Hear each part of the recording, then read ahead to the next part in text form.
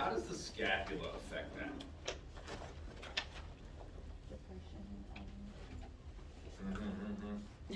Oh, time out. Great question from Brooke yesterday.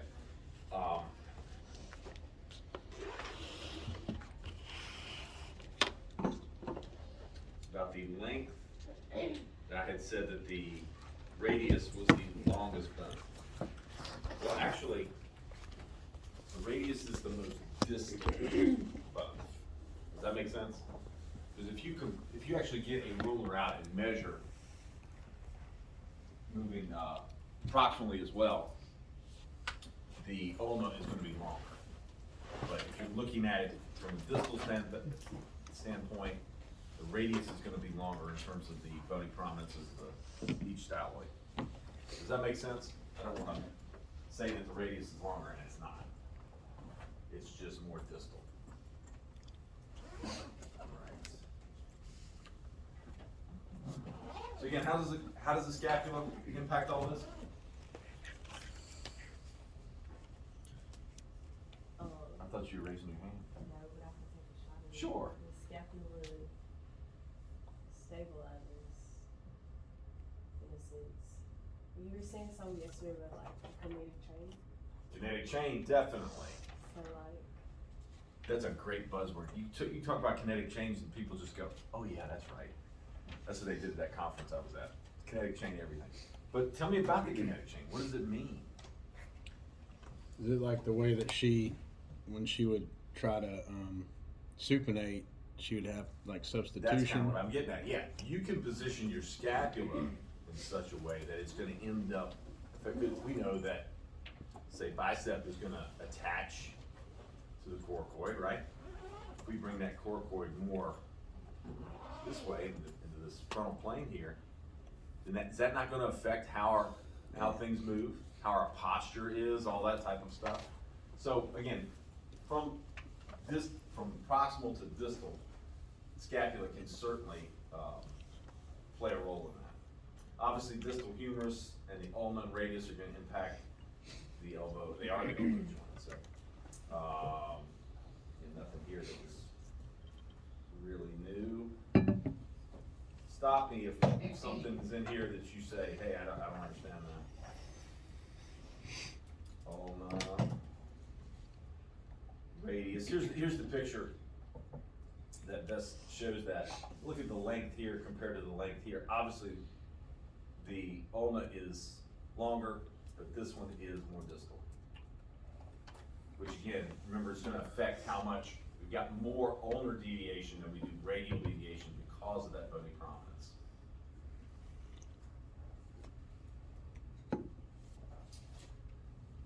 Humeral-ulnar joint provides. We touched on this, how it is such a congruent joint with the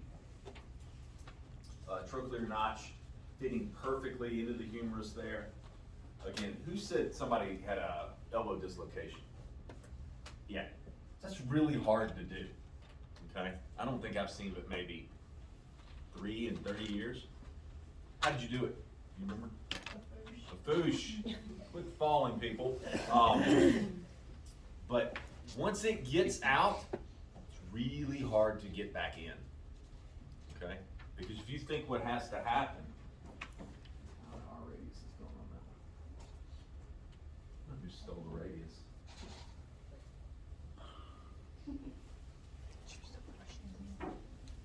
This articulation.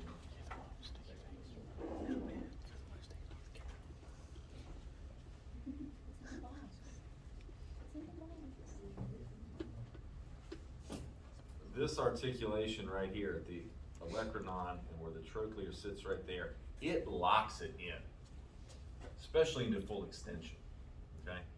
So more times than not, when you dislocate, gosh, I've seen both. It will go posterior, and you've got this, you can't, and your arm sticking out like this way. I've actually seen one come this way as well. That was awful, because what had to happen there is all the olecranon and everything had to break off and come forward. That was gruesome. They had to do really extensive surgery to put that back together. But then you said it came out a few more times. 4 or 5 more times? So what likely happened, were you fairly young when that I was happened? like 6. Yeah, so growth plates and stuff had not fully closed. So you had bone that was still deformable. And when you can deform it and it can change, boy, you've got issues there. So things happen at that age, you're gonna see recurrence, even in the elbow, which is really, really stable. And it got better over time. Yeah, as growth plates closed and you got more skeleton mature, things got more congruent there, yeah. And then on the radial side, we talked about the radial head interaction with not only the distal humerus, but also the proximal ulna. You've got a humeroradial joint, but you also have that interaction that allows for that supination to occur at the radial head. Carrying angle, we beat this to death the other day. You don't need to keep going there. Medial collateral ligament. What test are we going to do for that? Valgus. Valgus stress test. Varus for the lateral, for the radial collateral.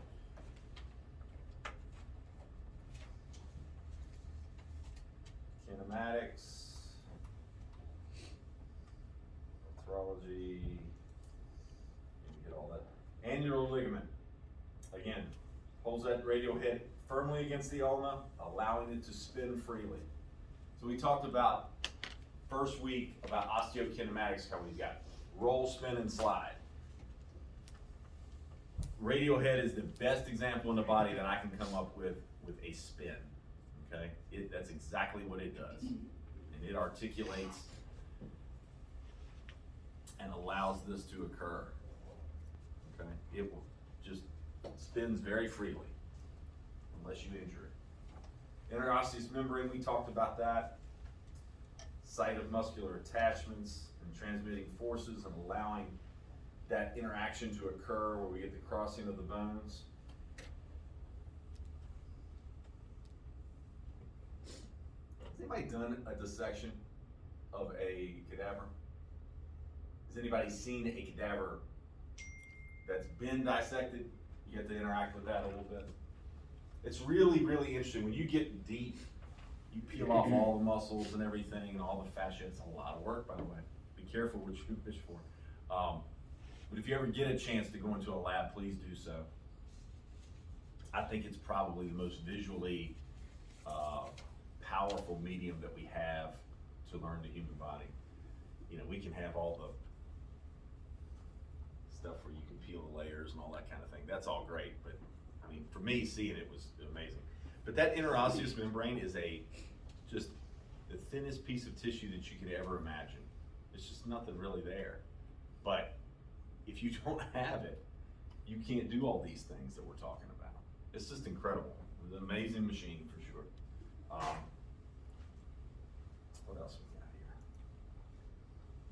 This details the arthrokinematics a little bit more, supination and pronation. Again,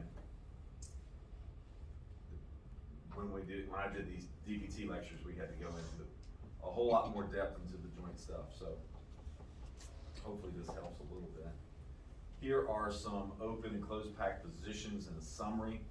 Again, you don't need to commit these to memory, but at least have an idea that obviously a closed pack position, especially for radial ulnar, that congruent joint, full extension and supination. Does that make sense? That is where it is most stable, right? We're not gonna try to mobilize it. This summer, we're gonna talk more about mobilizing joints and so forth. We are never gonna try to mobilize this joint because it's so congruent. I mean, it fits perfectly, right? Or nearly perfectly. It's almost impossible to move at that point or to mobilize. So we wanna get into an open pack position. 70% flexion, 10% or 10 degrees supination, something like this, okay? That's when we've got a little bit of play in the joint. You don't worry about the humeroradial nearly as much. Goes back 90 inside of supination, full extension. supination. Because what you're gonna do, if you're mobilizing, and we'll talk about this summer too, if we're mobilizing a radial head, it needs to be in relative full extension, because that's when it gets the most separation away from it. That's hard to see, but again, that's where you need some models and so forth to deal with. Distal, you're not gonna worry about all that.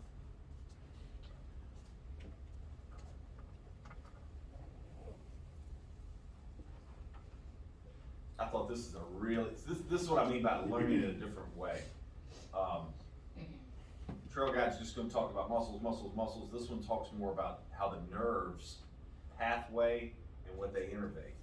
So musculocutaneous is applying most of the elbow flexors. So if you get stuck and you can't remember what nerve innervates a flexor, just think musculocutaneous does most of them, except brachioradialis and pronator teres, which I would never think of as a flexor, but it is. Radial nerve does all the what? Extensors of the elbow and the wrist, okay? And median nerve, the pronators, and most of the flexors. Again, you start thinking about neighborhoods there. There's a nerve pathway. We talked a little bit about how that radial nerve comes around and spirals behind the humerus. If you've got a mid-shaft, which again is usually a spiral fracture, a torque fracture, that usually impacts that radial nerve. Or I won't say usually, but it certainly can. Radial nerve on this side, excuse me, it's median nerve there.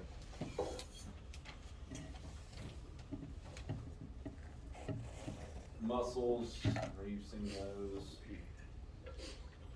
Flexors, extenders of the elbow. Okay, line of force. So does it make sense that our line of pull for the biceps and as well as the brachialis for the most part are fairly parallel because of their insertion point?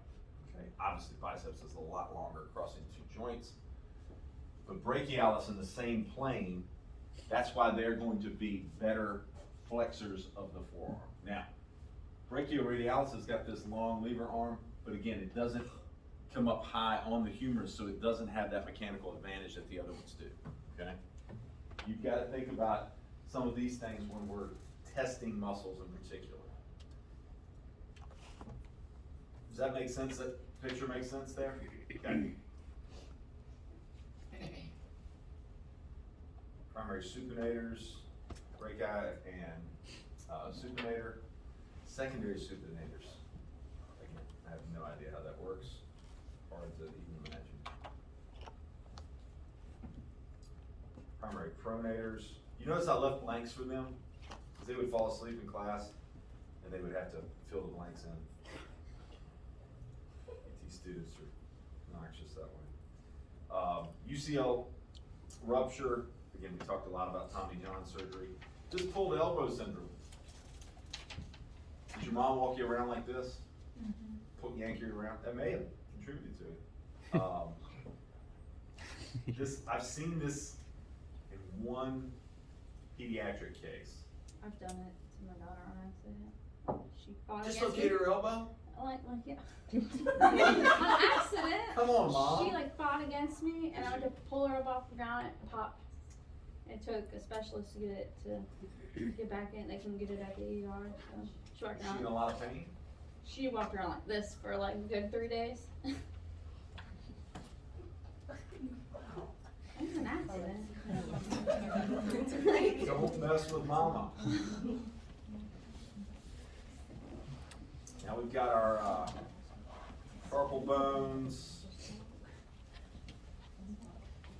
We all good with carpals? 2 rows. Distal row stability provides an important base for the articulations and the metacarpal bones. I think that's common sense for the most part. Earth shattering there. Carpal tunnel, we had the same picture yesterday. Arthrology of the wrist. Now, again, can you call this a convex-concave interaction? maybe a little bit, certainly here, definitely here. But again, each one of these carpals has a relationship with other ones, so it's hard to generalize here. But for the most part, people will call, obviously, this concave, this convex. Let's just talk about that more. TFCC, see, Trail Guy didn't even mention this, and this is kind of one of the trendy things, the trendy injuries per se, in sports medicine. There is what they call a triangular fibrocartilage complex that attaches to the ulna, to the carpals here. It's along the outside, runs fairly similar to that ulnar collateral ligament of the wrist. But these injuries, because they're cartilaginous, do not heal very well. Again, when we say promotes healing, blood flow. Does cartilage have a lot of blood flow? Nope. So when cartilage is damaged, that's usually a problem, okay? So I had a ER physician friend of mine who was a big weightlifter, and he tore his TFCC, and we worked together at a clinic, and he's like, you need to do some rehab. I want you to do some ultrasound. Y'all don't know enough about ultrasound. I'm like, ultrasound is not gonna fix this, my friend. He just kept, I gotta do this, I gotta do that, I gotta tape it, I gotta do that. Finally, he just relented and he had surgery, and now it's all better and he's fine. But we can't fix everything. So you're gonna see this injury from time to time. These are usually, imagine what's the mechanism of injury here?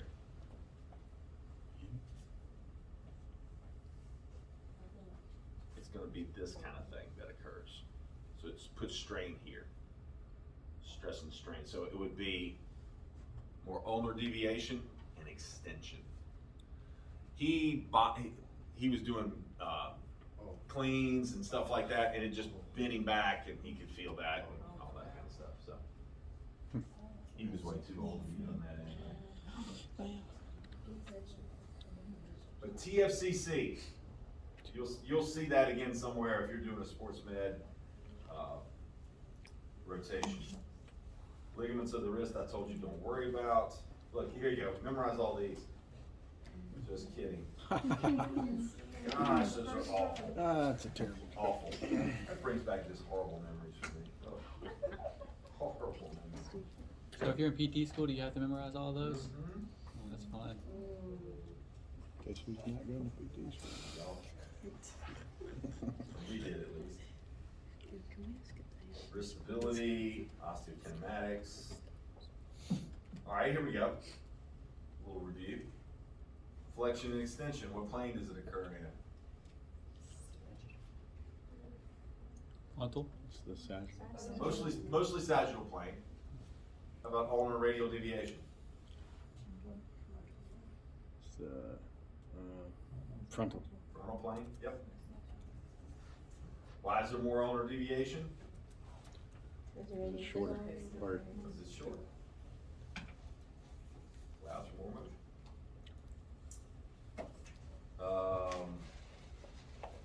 Yeah, I'm not worried about that. Innervation, here we go. Radial nerve comes out of the posterior aspect. Supplies all the muscles that wet the wrist. Just fill in that blank for me. Innervate? Extend. Oh. Extend the wrist, yes.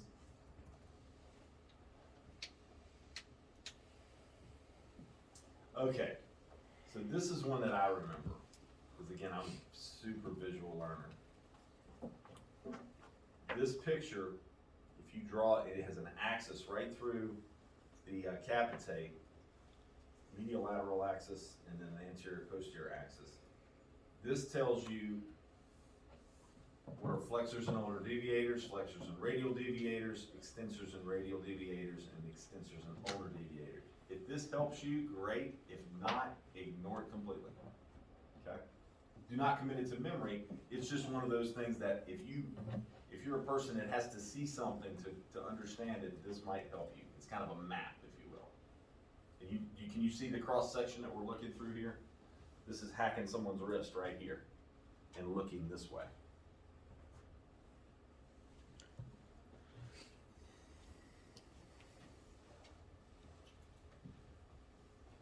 You are responsible.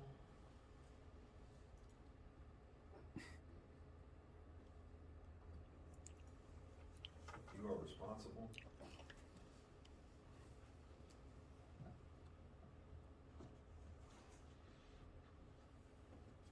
Talked about power grips and stuff yesterday. Muscles of the wrist. So there's our Colley's fracture.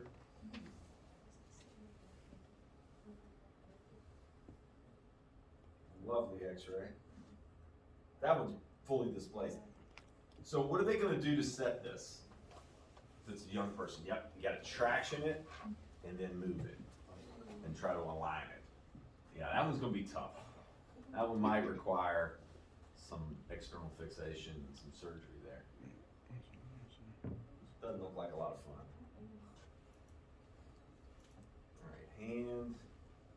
Oh, gosh. Breaking the hives looking at this stuff.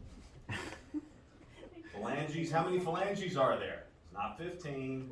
Why is there 14? Thumb's only got 2, correct. Trick question. Arches of the hand, see, we need to cover this. And again, you don't need to worry about it, I just want you to understand it. So our foot has arches, right? Everybody knows those. Medial arch and so forth, but our hand actually has arches. We have a proximal transverse arch that's gonna occur in the carpal bones here, flexor retinaculum. So there's a little bit of an arch there. We've got a distal transverse arch, which is across the MCPs here. And then we've got a longitudinal arch this way. Now, why do we have arches?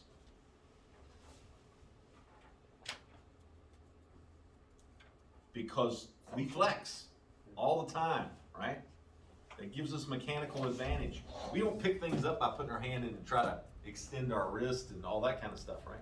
We are, what, probably 95% of the things we do, we flex, yeah. Would you call that like conforming? Like our hands are constantly conforming to the things Absolutely, absolutely.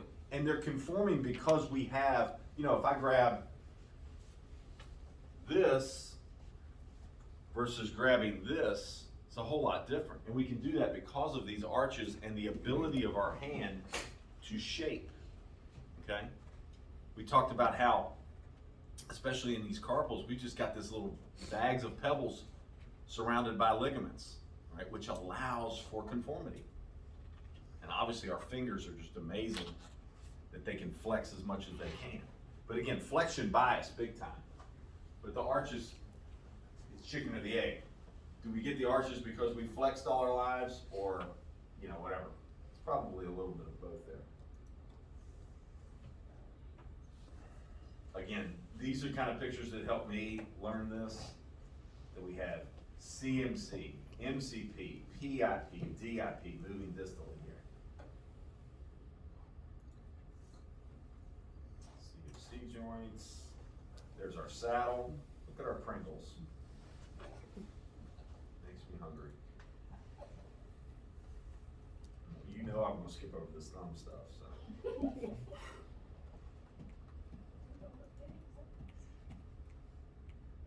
We covered all of this stuff. Collateral ligaments on each side. IP joints. Closed and open pack positions, not that important. Fingers for us. So I put this in there because this is a position of function.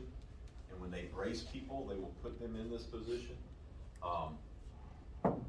This is a perfect picture to see these arches as well. So this may be somebody who's got, usually carpal tunnel, they wouldn't put them in something that extreme. That's usually just around the wrist. But somebody who may have one of these no man's land injuries that they've had to do surgery or something like that, they will always want to put them in this position for the most part, as much as they can. Because this is, you know, think about it, this is how we function, right? We don't have our wrist cocked back like this with our fingers fully extended. There's always a little bit of flexion there. Not always, but the majority of the time. Innervation, you've seen that a million times. Extrinsic versus intrinsic. you are responsible. Flex or pull these, oh, goodness, here we go. Don't worry about it. Extensors. Lots of stuff there. Nice picture of that. See, you are not responsible. You're lucky that I'm really dumb when it comes to the hand. Again, you are not responsible for these, just know that they exist.